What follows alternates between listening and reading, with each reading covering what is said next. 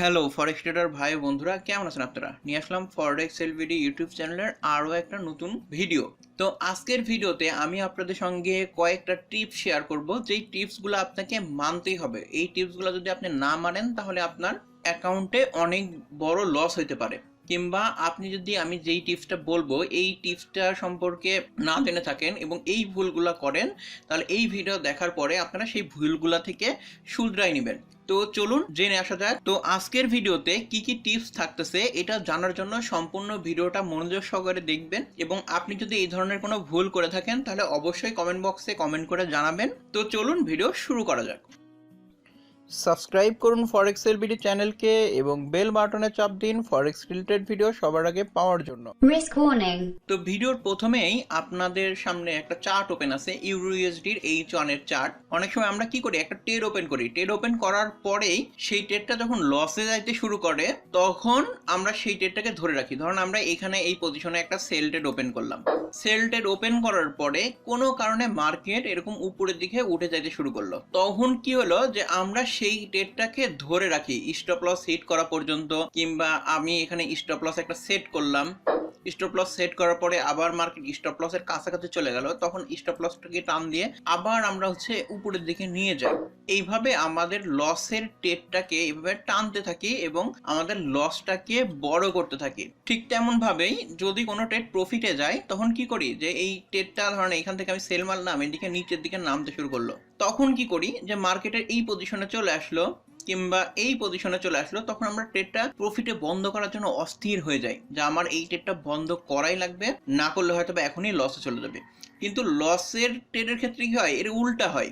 যেই ট্রেডটা লসে থাকে সেই ট্রেডের ক্ষেত্রে কিন্তু আমরা দেখছি উল্টা করা হয়। যেই ট্রেডটা লসে রান করতে থাকে ওইটাকে আরো বেশি রান করতে দেওয়া হয়। মনে করা হয় যে একটা সময় না একটা সময় আমাদের সেই ট্রেডটা প্রফিটে চলে আসবে, চলে আসার পরে তখন আমি সেই ট্রেডটা বন্ধ করব। ধরেন এই ট্রেডটা এখান থেকে লসে চলেও গেছিল, যাওয়ার পরে এইখান থেকে সে আবার ব্যাক করে চলে আসলো, ব্যাক করে চলে আসার পরে এই লেভেলে যখন চলে আসলো, সে সামান্য কিছু প্রফিট আসছে, তখন এই ট্রেডটা ধাম করে বন্ধ করে দেওয়া হয়।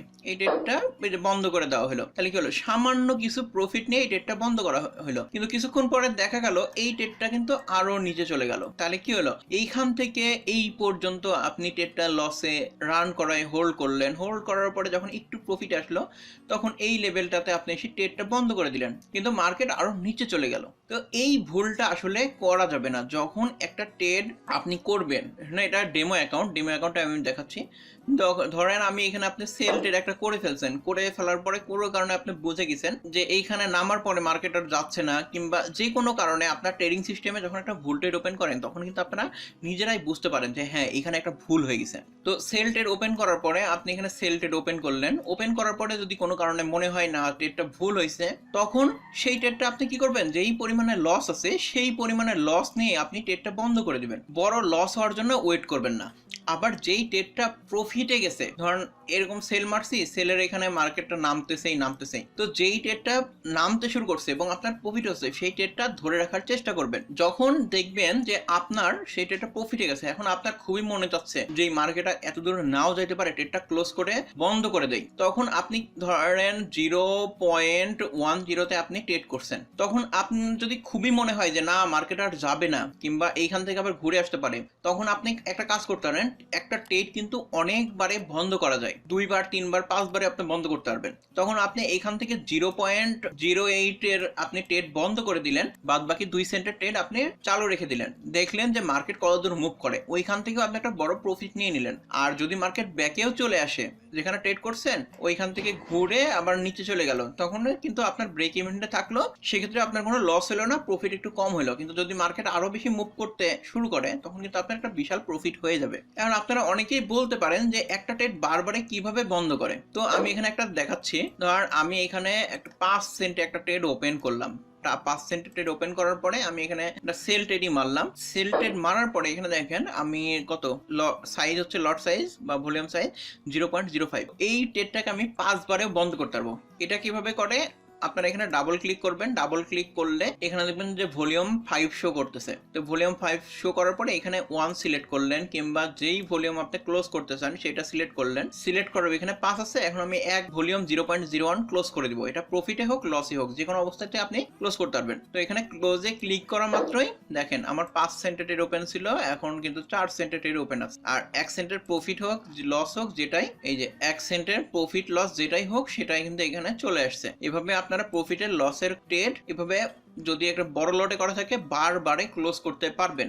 এর পরের টিপসটা হলো, অনেকেই এই কাজটা করে থাকে, সেটা হলো যে একটা ট্রেড সেলে মারা আছে, সেলে মারা থাকার পরে সে দেখলো যে ট্রেডটা তো অনেক বেশি লস হয়ে যাচ্ছে, অ্যাকাউন্ট জিরো হওয়ার কাছাকাছি। যদিও আমার এখন এই কন্ডিশনে নাই, এই অ্যাকাউন্টটা থাকলে ভালো হইতো বুঝাইতে আরো। তো এখানে সেলে লস আছে, এখন কত 52 সেন্ট লস আছে। এই লসের পরিমাণ বাড়তেছেই বাড়ার পরে কি হলো, অ্যাকাউন্ট জিরো হয়ে যাওয়ার একটা সম্ভাবনা থাকে। তখন কি করে, যে সেল মারা আছে 0.04 তাহলে এখানে একটা বায়ো মেরে দেয় 0.04। এই যে 0.04 এ বাই মারা আছে এবং 0.04 এ আছে সেল মারা আছে একই পেয়ারে। এটা করার ফলে কি হলো, যে 52 সেন্ট লস ছিল এটা কিন্তু ফিক্সড হয়ে গেল।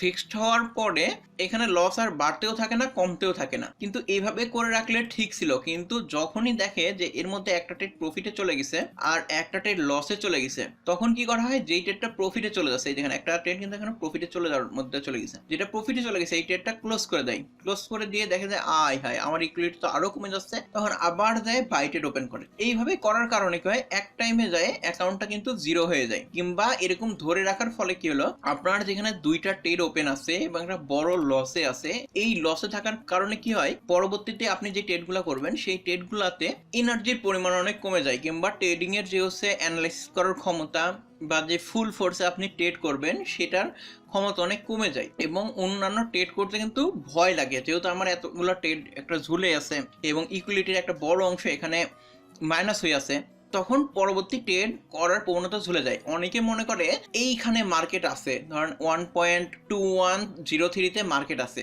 তাহলে এই প্রাইসে তো কোনো একদিন ফিরে আসবে মার্কেট, তখন আমি ট্রেডটা বন্ধ করে দিব।